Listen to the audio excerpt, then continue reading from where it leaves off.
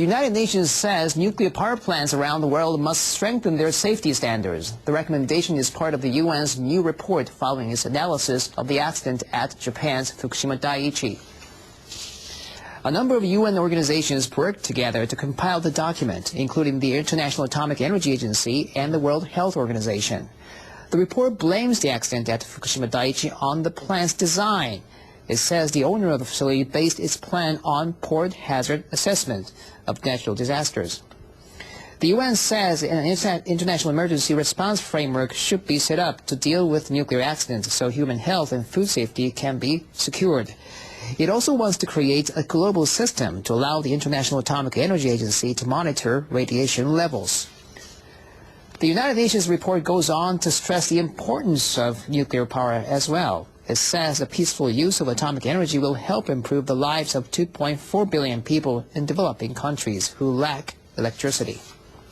The United Nations is holding a high-level meeting on nuclear safety and security on September 22nd in New York.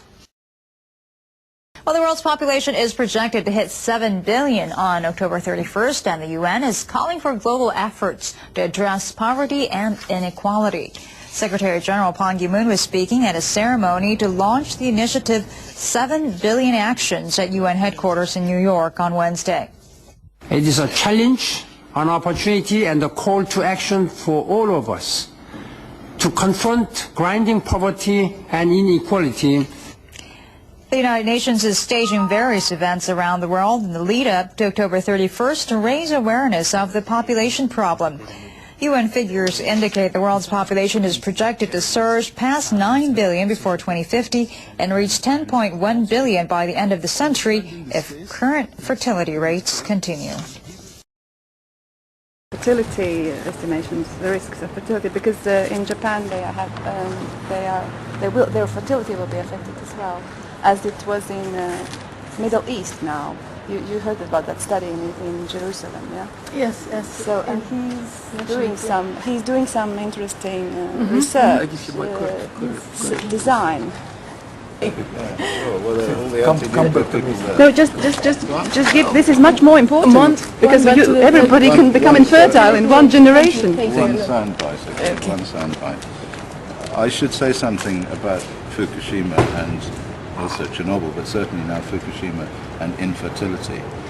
The truth is that infertility has been increasing in the world for the last 30 or 40 years, probably because of all the radionuclides that people are exposed to, originally from the weapons fallout, the global atmospheric testing, and then from Chernobyl, and now from Fukushima. And there are things that people there can do to try and minimize this.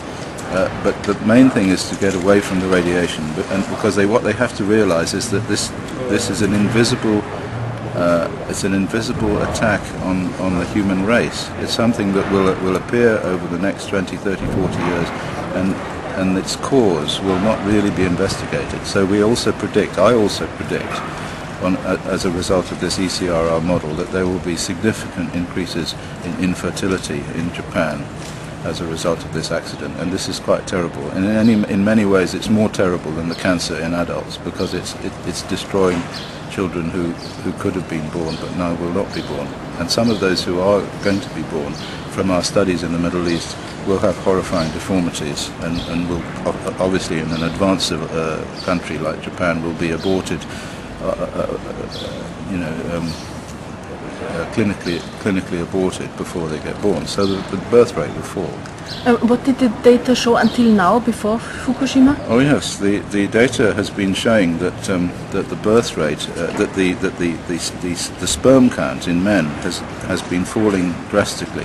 There was a very important study done in Jerusalem a few years ago, which showed that Israeli men had very low sperm count, and that over the previous 10 years it had fallen by a significant amount. And the authors of that study said that if it continued to fall at the same rate, by the year 2020, that they would be totally infertile and the Israelis would have no more children. It's as bad as that. It's as bad as that. And we're now, as a result of Fukushima, introducing a huge load more of this stuff into the atmosphere. But I have to say that it will mostly affect the Japanese, as far as I can tell. It will mostly be a Japanese affair, but that doesn't make it any better. And where does the radiation come in Israel? come from in Israel? In Israel, it comes from the use of uranium weapons. There are massive use of uranium weapons by the various military invaders, I suppose you would call them, the US, the allies they call them, used hundreds and maybe thousands of tons of uranium weapons. There's a new weapon now which uses uranium, and we've made measurements in the hair of the mothers in Fallujah and mothers of children with congenital anomalies. And this study hasn't been published yet, but what we have found is significant man-made uranium in the hair of these mothers, which is almost certainly the cause of the congenital anomalies. And where you have congenital anomalies, of course, you also have infertility. It's just that in Fallujah, they don't have sufficient medical methodology to pick up these deformities before they're born. They don't have all the ultrasound stuff and so on. But in the West, they probably find these things and abort them early.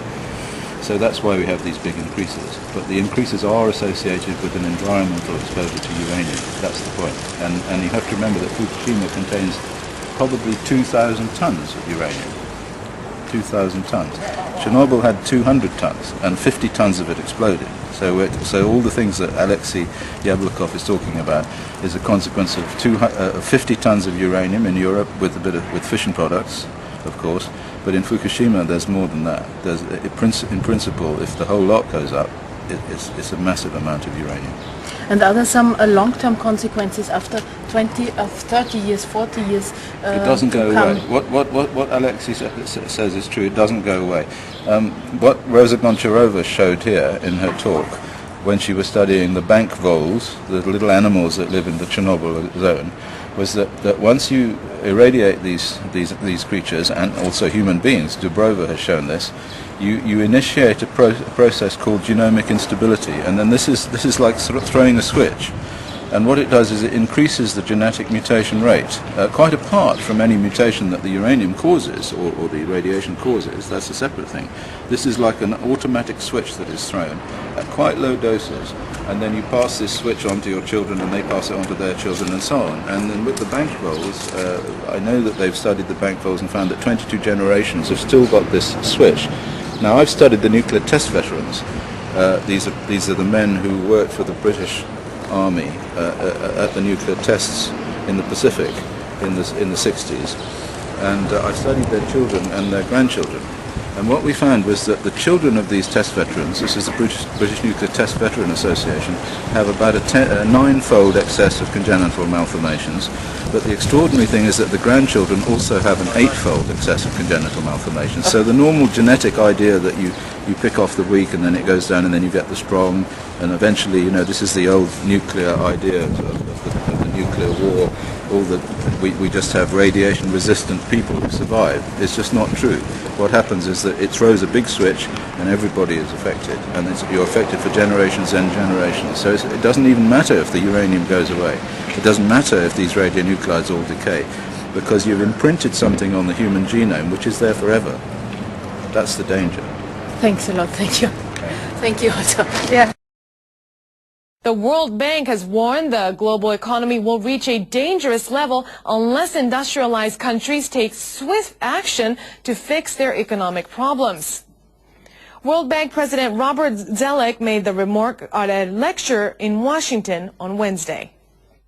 The global economy has entered a new danger zone, with little running room as European countries resist difficult truths about the common responsibilities of a common currency.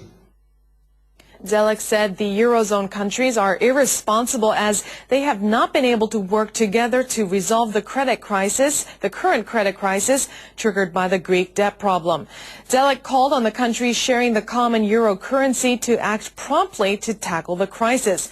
The chief of the World Bank also said Japan has resisted structural economic and social reforms, while the United States is facing record peacetime deficits with no approach in sight for cutting its debt. Zoellick warned that the global economy will be dragged down unless Japan, the U.S., and European countries face up to their responsibilities and solve their problems. Hey guys, I got a comment about this on the EU Times on September 14th yesterday. It's kind of interesting. Don't know much about this newspaper. You guys check it out. It says Obama order to Denver bunker by U.S. military. I'm going to scroll down this. It would really probably be better if you go to the eutimes.com. You could read it for yourself. It goes down, it shows Obama here. It says a disturbing report prepared by General Alexis Maslov, the senior military representative of the permanent mission of Russia to NATO, states that he has been notified by the Americans of their plan to hold a DEFCON 1 cocked pistol maximum readiness alert drill on 27th of September. That's real strange. You know, that's the alignment date with Element, and I just want to point this out. It's going to be a short video. You guys check this out. The U.S. Space Agency has unveiled plans to build a rocket that would carry astronauts to Mars and other planets. NASA expects the first unmanned test flight will lift off in 6 years. NASA says the project will cost $10 billion. The rocket is likely to be about 100 meters long, though its actual size has not been revealed.